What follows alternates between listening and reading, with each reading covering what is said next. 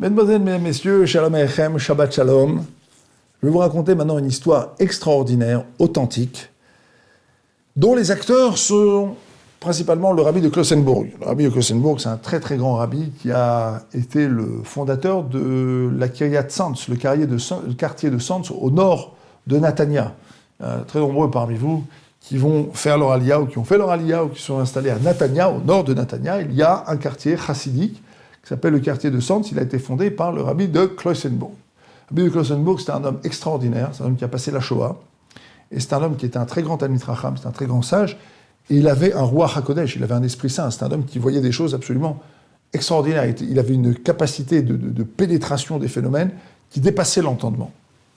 Et un jour, avec ses chassidim, il marche, et il traverse une ville, puis il passe à côté d'une maison, et d'un coup il s'arrête.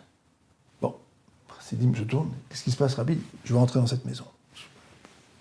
Pourquoi? Et le propriétaire de la maison était derrière, il dit, mais Rabbi, c'est mon appartement, c'est ma maison, j'habite ici. Vous voulez rentrer chez moi? Avec plaisir, mais qu'est-ce qui se passe? Le Rabbi lui, ouvre-moi la porte, je veux rentrer chez toi. Alors, on ouvre la porte, et la délégation rentre avec le Rabbi dans la maison. Et le Rabbi se met à flairer. Regarde, il y a de la sainteté dans cette maison. Mais le propriétaire rougit. Il dit, Rabbi, merci, je suis très honoré que vous disiez ça, mais qu'est-ce qu'elle a de spécial? Je vis ici avec ma famille. Le Rabbi s'approche. Il dit, dans ce placard. Et là, le propriétaire se met à blêmir. Rabbi, je vous en supplie. Bon, c'est vrai, il y a beaucoup de sainteté dans cette maison, Rabbi, mais arrêtez, je vous en supplie. Le Rabbi dit, non. Tu ouvres ce placard tout de suite. Ouvre ce placard tout de suite. Oh, je dis, Rabbi, je vous en supplie. Ouvre ce placard tout de suite. Et le Rabbi a demandé, il faut ouvrir. Il ouvre le placard. Il s'approche. Le tiroir. Oh, l'homme se met à pleurer. Il implore le Rabbi. Il est presque à genoux. Rabbi, je vous en supplie, Rabbi, non, ne faites pas ça. Ouvre ce tiroir. Alors les chassidim disent, écoute, si le Rabbi a dit d'ouvrir, ouvre. On veut savoir. Qu'est-ce que c'est que cette histoire? Enfin, c'est incroyable. Alors le monsieur ouvre le tiroir et on trouve une soutane de curé.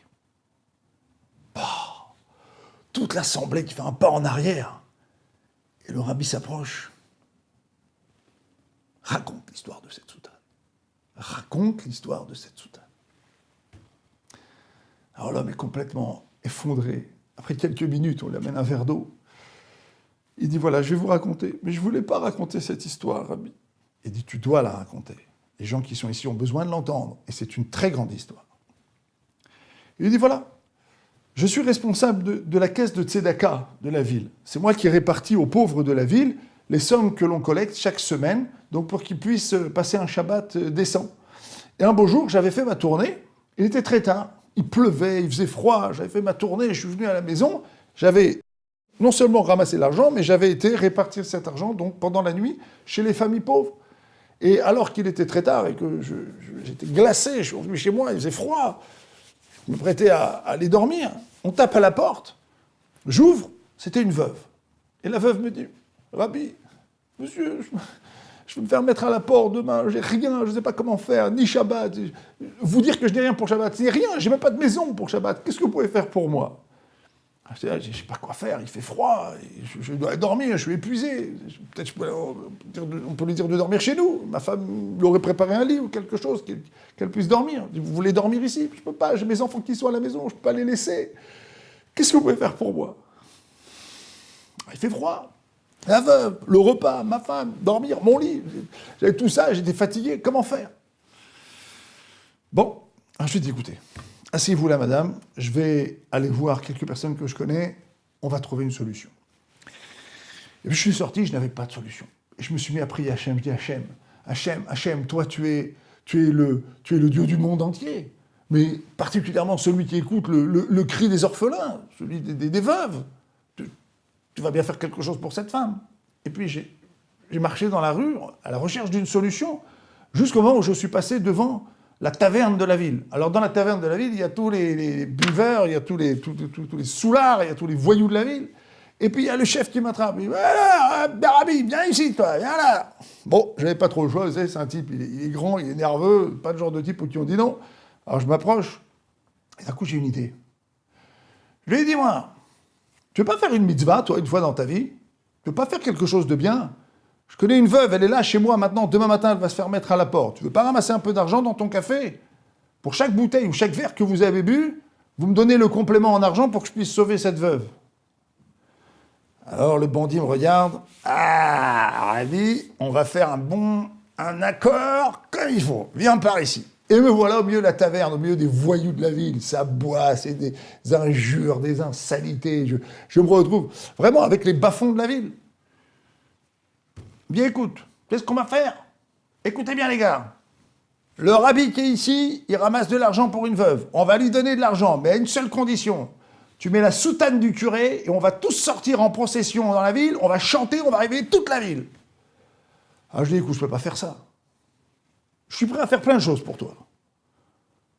Donne-moi l'argent, je t'aiderai pour autre chose, je te trouverai une solution pour autre chose, je t'arrangerai des problèmes, je ne peux pas faire des choses comme ça. Et c'est comme ça, c'est à prendre ou à laisser. La soutane de curé, l'argent pour la veuve, tu décides. Et vous savez ce que j'ai fait, Rabbi? J'ai mis la soutane du curé, j'ai mis le chapeau et je suis sorti avec les voyous dans la rue. Une procession avec un bruit, je ne peux pas vous dire, un bruit d'enfer, c'était le cas de le dire. Et ça tapait, et ça chantait, et les gens aux fenêtres. Quelle honte, mais quelle honte, le responsable de la Tzedaka qui se promène dans la rue avec tous les soudards, tous les voyous de la ville, à 11h du soir, comme ça. Quelle honte, je me suis pris une honte, Rabbi. Pendant 2 Shabbats, je n'ai pas remis les pieds à la synagogue. Plus personne ne voulait me parler. Jusqu'à ce que quelqu'un ait un petit peu expliqué ce que j'avais fait, mais vous savez, depuis cette époque, les gens me regardent un petit peu bizarrement. Ils me disent, c'est ça, c'est comme ça qu'on ramasse de la tzedaka. Mais voilà, j'ai tourné avec tous les voyous de la ville, j'ai fait ce tour pendant 1 heure, quand je suis revenu, j'étais trempé, les gens m'avaient insulté, j'ai enlevé la soutane, il m'a donné l'argent, je suis rentré, j'ai trouvé la veuve, je lui ai donné l'argent, j'ai pris la soutane, j'ai dit, qu'est-ce que je vais faire avec ça? Je l'ai pris, je l'ai mis dans un tiroir. Alors le rabbi lui dit, cette soutane, tu seras enterré avec. Le jour de ton enterrement, à 120 ans, tu la prends, tu la mets dans ta tombe, c'est ton passeport pour le Olam Haba. C'est ton passeport pour le monde futur. Anelavim venamolvim. Ceux qui parfois sont insultés, ne répondent pas. Les sirot nefesh, une abnégation sans limite pour les veuves, pour les orphelins, pour la tzedaka. La tzedaka, elle est tatzil mimavet. Cette tzedaka que tu as faite là, que tu as fait faire, tatzil mimavet, elle te sauvera de la mort, elle est ton passeport pour rentrer au monde futur, elle sent la sainteté. À très bientôt.